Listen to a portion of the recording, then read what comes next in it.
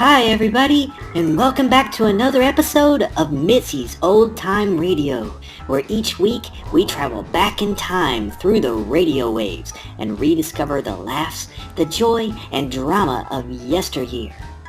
This week, I have a belly full of laughs that I want to share with you, debuting on Saturday, June 28, 1947 at 7:30 p.m. on ABC Radio, Candid Microphone, caught ordinary people in unusual situations and broadcast their reactions to our rapt audience listening at home. Let's tune the dial to this week's adventure, Candid Microphone. Would you like to hear secret recordings of such things as a wife waking her husband, a man exchanging lingerie, the actual transaction in a pawn shop, two children at play with a kitten?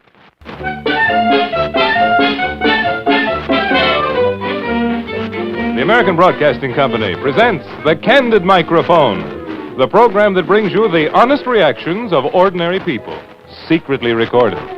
No one ever knows when he's talking into the Candid Microphone.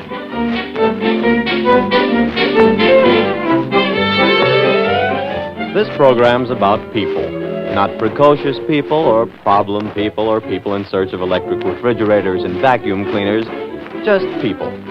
We want to know what they're like. But when most people step in front of a microphone, they change. Some get shy, others show off, and some shut up like clams. But get those same people where they live and work and play, hide a microphone and record what they say, and they sound real again. That's what this program wants you to hear. Ordinary people reacting to all kinds of situations. Some funny, some unusual, some just human. But remember, none of the people on this program ever knew they were talking into the Candid Microphone.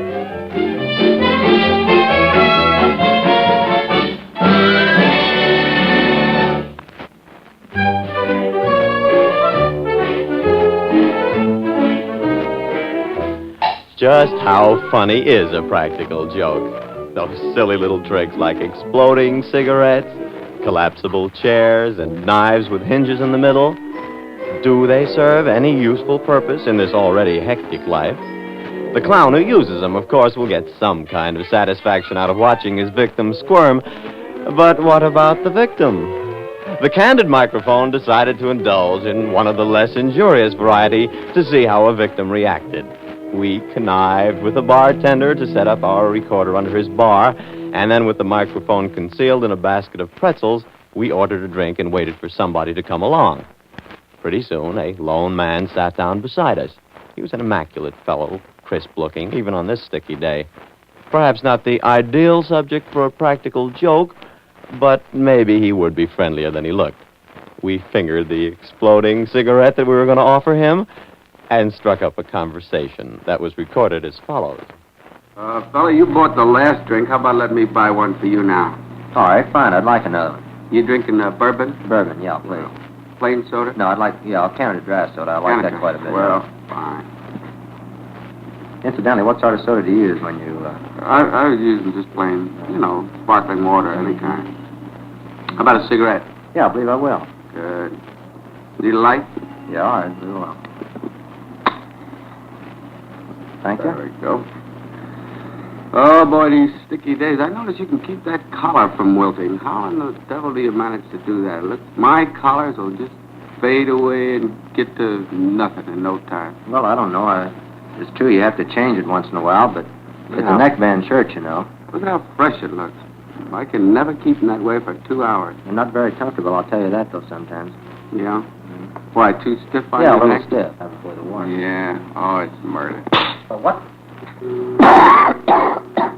What's the matter, Dick? Well, what kind of a cigarette did you give me Oh, here? it's just one of those Well, little that's things. not so damn funny, I don't think. Yeah, that makes me sore in the devil. Why? It couldn't Well, hurt it's not you. funny, that's all. What are you, a school kid or something? Well, it's just a little practical No, joke, I can't see it, I'm sorry. Why? I'll pay for the drinks and get out of here. I don't No, wait a second. No, You're taking the no, wrong attitude, I'm sorry, Dick. I can't see it. Well, it couldn't hurt you. Did it Well, hurt how do you? you know it couldn't hurt me? Might have put my eye out. Oh, it's just a tiny little Yeah, charge. that's what you say. What I know. Did Well, you look. make them yourself? No, I Where did bought they it. come from? Well, they buy them in a little joke What's the store. idea? I've never met you before anyhow. What's the idea of pulling a trick like that on a stranger? But it's just for a gag. I just don't like people like you.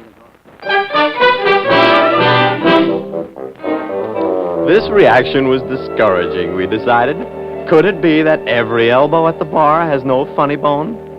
We decided to carry the experiment further and try again. This time our victim was a girl. She was a friend of ours. We arranged to meet our mutual friend in an office where the Candid microphone was hidden. Another exploding cigarette was ready to be offered. The recording that follows shows what a bang she got out of it. Well, he'll be here in a little while. I guess we'll just have to wait for him. Okay. Have a smoke? Yeah, thanks. Don't mind if I do. Good. Here's one. Is that your brand? No, but this is all right. Good. Did you get a light? Good. I hope he gets here pretty soon. What is it? What is it? It's one of those trick cigarettes that go off like, you know, when you light it. Well, isn't that funny? Gee, I've never had one of those before. Do you have any more? Did it scare you? Oh, no. I mean, sort of, but it wasn't. Well, what do you put in them? There's a little plug you put in the cigarette, but I thought it would scare the dickens out of you. Oh, well, I mean, I was sort of... didn't expect it, but it's... Oh, I'll be darned. Where do you get them? Oh, you can buy them at any magic store, but I'm kind of disappointed. I thought it would just lift you right out of your seat. No, it didn't. It had to be louder than that. If we were at liberty to give names and addresses, we could have served a very useful purpose with this experiment. Because we have discovered a girl who will make some man an amiable and ever-loving wife. She certainly can take a joke. And she's also proved to us that when a practical joke is taken well, the joke is on the joker.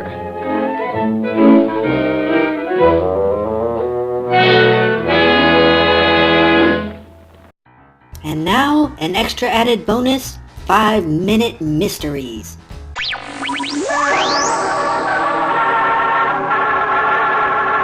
Another 5-minute mystery.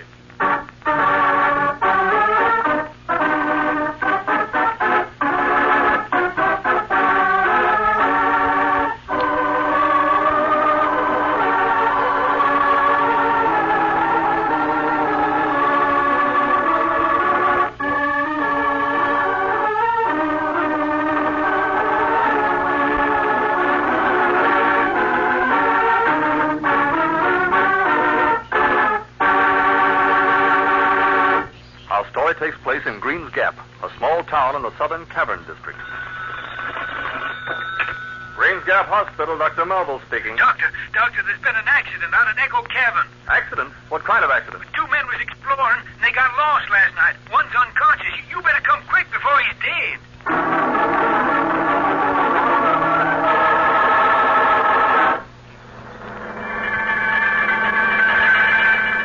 You know how to get out to Echo Cavern, Lem. Yes, I'll be in town constable and ambulance driver. I reckon I know about all there is to know about this country. Ever been in the cavern, Lem? One stock, Melville, when I was a boy. Nearly got my heart tanned off of my paw. Echo Cavern's a mighty treacherous place. You mean it's easy to get lost in? Yeah, not only that, Doc. It's that cavern gas, carbon something. Carbon dioxide? Yes, that's it. All of a sudden you run into some of that stuff, and before you know it, bing, you're out. Still, people seem to go exploring there. More fools they be. I wouldn't go into them caverns. Leastwise, not without a dog. A dog? What for? Well, if a dog keels over, then you know the gas is collecting. I'm afraid, Mr. Gatty, your friend is dead. Yeah, poor Patsy. It was from the gas, wasn't it, Doc? That's what it looks like to me. And why did you go in that cavern anyway? Well, Patsy asked me to. He never seen a cave before. How far did you go in? Well, it didn't seem very far, but all of a sudden we lost our way. Where was that? Well, how do I know whereabouts it was if we was lost? We tried to trace our way back, but it wasn't no use. And Patsy started to get scared. It's kind of funny to see a big guy like that get scared. Yes, he is rather big, isn't he? Yeah, 6'4". The mob used to call us Mutton Jeff. And then what happened? Well, I was a little scared myself. But we stuck together, walking in the dark with only my flash from the car. And all of a sudden, Patsy keeled over. From the gas? Yeah, that's what I figured. His head hit on a rock, and I guess that just about finished him off. Yeah, I suppose you reckon yourself pretty lucky, mister. Yeah, sure. I figure it was only 'cause I'm 5'3" that I got out of there alive. And the gas must have been just about a foot over my head. Yeah? And what do you think of that, Jock Melville? I think you'd better arrest Mr. Getty for the murder of his friend Patsy.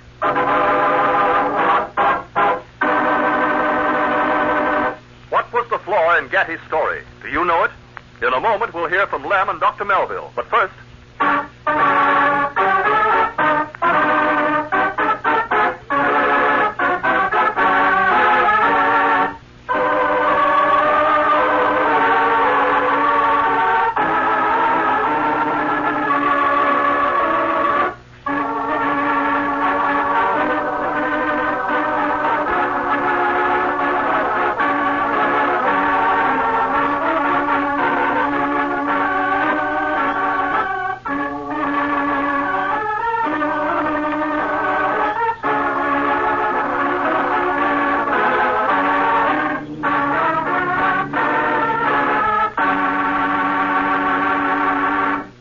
And now, let's see whether you're as observant as Lem and the doctor.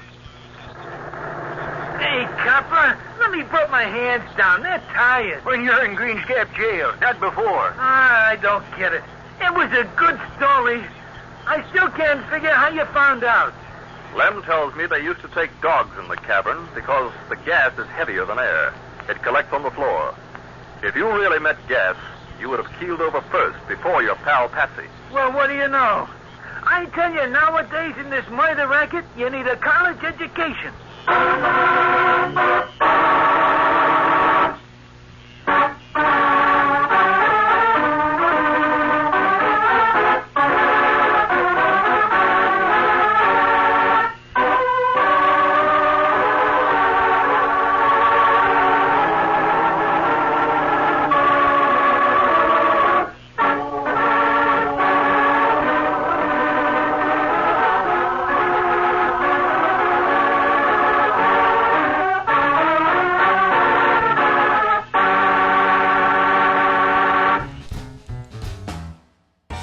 Thanks for watching.